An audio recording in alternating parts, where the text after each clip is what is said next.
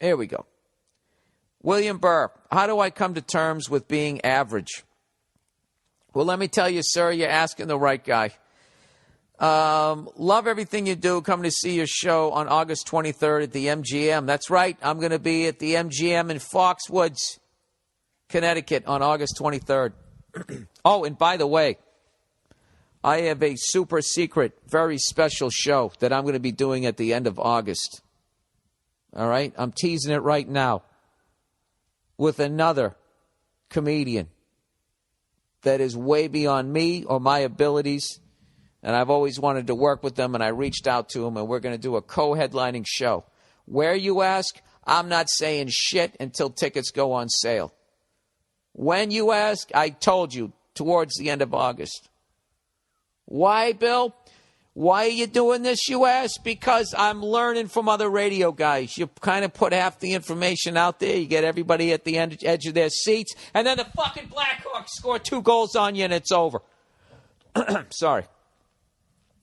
How do I come to terms that I just won't be financially successful to the point where money is not an issue? Jesus Christ, dude, that just made me feel sad. Why would you think that? All right, I guess he's going to go into detail as to why. He goes, I'm 30, held many technical positions in the corporate ladder at a few big companies.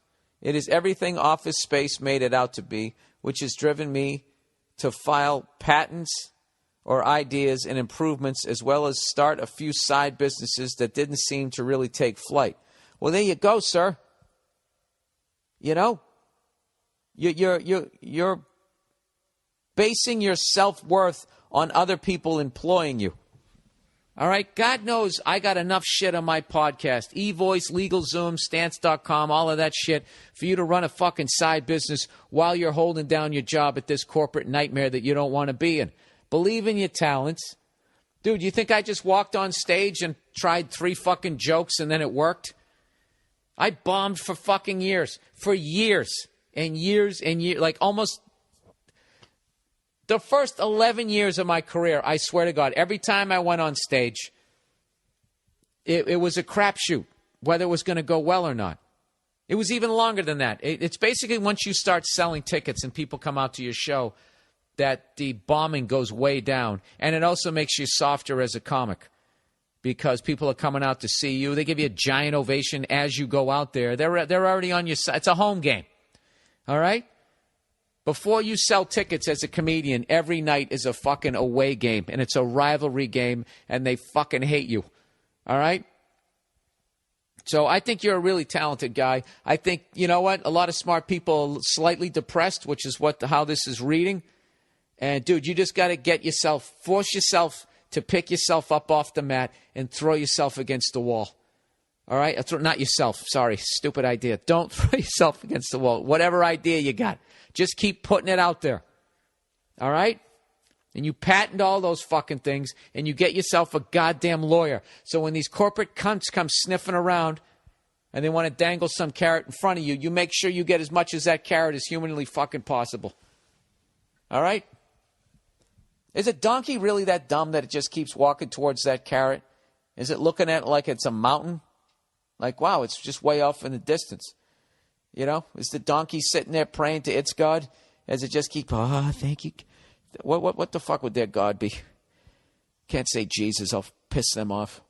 You know, somebody told me the other day, why don't you make fun of Muslims, you pussy? Right? I make fun of my own fucking religion.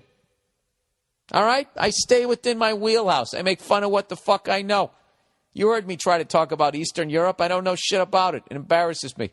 I don't know anything about Muslims other than they throw down the yoga mat every day around 4 o'clock. When all the stoners start getting baked, they're actually talking to their higher power, which is my higher power and it's your higher power. We're all praying to the same fucking vibe, that same spirit, you know?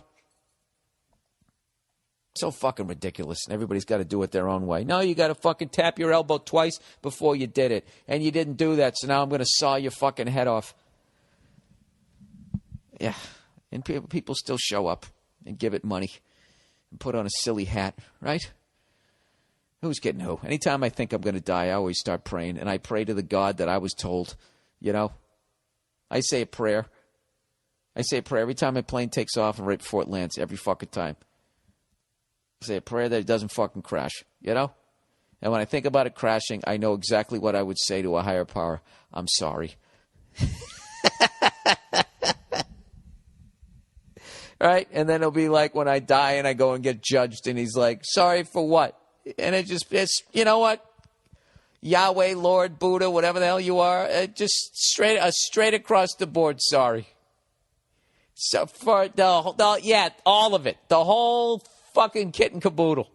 Other than 8% of it. The other 92%. I'm just sorry. I knew it was wrong. I knew what I was doing. I tried to pull myself out of the muck, and I was too weak a person, you know? Which maybe that's on you because you didn't fucking, you put a 4-cylinder in me, instead of giving me enough fucking horsepower mentally to pull myself out of the ditch. Yeah, I am blaming you on some way. You made me, the fuck? If I made a car and it didn't run, I'm going to blame the car? Do what you got to do. Whatever. Sorry. Anyways, back to this here. He goes, I work 50 to 60 hours a week, feeling burnt while trying my last side business. With no time but work, I'm about to realize, fuck it. Dude, don't quit. Do not quit. He goes, he's about ready to say, fuck it. It just won't be me. I won't be the guy with a lake house or a guy who can buy cars with a briefcase of money or a guy with 22-year-olds on his arm at 40. All right, now you're scaring me, dude. I thought you were just some guy that, wanted to invent something and feel good about himself. But you sound like, dude, you want to move up in your company? Tell him that in your corporate fucking company there, just tell him that that's what you want. Just walk in and just say, listen, this is what I want: a house by a lake. I want to buy vintage cars with a briefcase full of money that nobody knows where it came from. And I want some 22-year-old ass on my arm my whole fucking life. I just want to keep trading them in. Like that guy who lived across the street who got the new Corvette every year because he worked for Chevy. Right? You tell them that shit, they're going to love it because they're going to be like, this guy is a fucking sociopath. He doesn't want to find love. He doesn't want to make the world a better place. He wants to go out there and get his. That's great. He wants a house by a lake. We'll give him a house by a lake, and we'll give him the chemicals to dump into it. That's okay? You want that house by a lake? You got to take our fucking waste and dump it in that goddamn lake. All right? Now, I want you to practice shrugging your shoulders. Well, I don't know. We want to see that you're going to be able to do that. All right? And if you get caught, you got to take the fall. Walk up to that podium over there. Let me see you just improvise taking the fall. We're going to throw out a couple of scenarios. All right? Just relax. We got a glass of water up there. Have a drink. Have a drink. Okay. All right. First scenario. Fucking Sheryl Crow somehow gets behind some cunt that figures out that we have 3-year-olds making the Pampers down there in Honduras. All right? We need you to take the fall. Go. Okay. It's come to our attention that some of our practices in the infant undergarment industry have come into question. We are looking into it. I accept full responsibility. The buck stops with me, and I am the head of that division. And I don't like babies. I'm sorry. I don't know where to go. Fuck it. Fuck you and your lake. That isn't good. That was bad. And we can see you sweat from over here. Go back to your cubicle. That's like parole. That's like a parole hearing in a corporate office. They bring you in once every 7 years, and they see how good you are at lying. And if you're not fucking good at it, they send you back to the hole, back to your cubicle. It's like reverse Shawshank. Anyways, let's plow ahead here. So this guy's depressing the shit out of me. He's given up on his dream, and he wants young bitches on his fucking arm. I don't know what to do with this guy.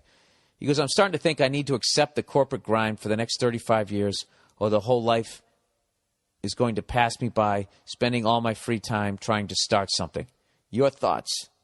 It wouldn't be right unless I end it this way. Thanks, and go fuck yourself. All right. I don't think you're that bad a guy, sir. I'm just fucking with you. All right. Don't quit. All right? Don't quit. If you quit on yourself, nobody's going to believe in you. It's going to affect your entire fucking life. You can't fucking quit ever. You never quit unless you're wrong, you know? If you're fucking wrong. But then what you do is you just go in another direction. That's all. Right? Like, let's say you always wanted to be a singer, but you sing like me. At some point, you got to have that honest moment, be like, I fucking stink at this. But who's to say that you're not a good producer? You couldn't record singers, you know? Or you couldn't manage singers. Or you couldn't go down to the church choir and just lip sync and act like you were singing. Right?